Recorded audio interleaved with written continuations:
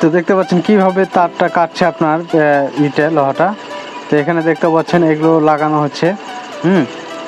তো দেখতে পাচ্ছেন, তারপর দেখা যাক এই যে দেখতে পাচ্ছেন এটাকে কাটছে আর কি, টিন সম্ভবত, এটা টিনটা কীভাবে কাটছেন দেখেন।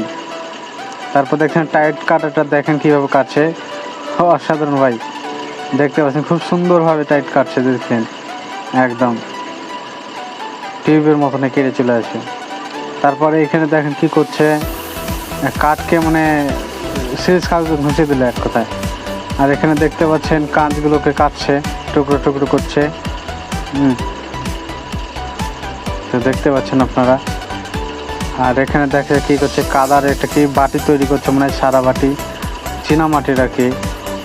দেখতে পাচ্ছেন ঘষে একদম ঠিকঠাক করে দিচ্ছে। অসাধারণ। তো দেখতে পাচ্ছেন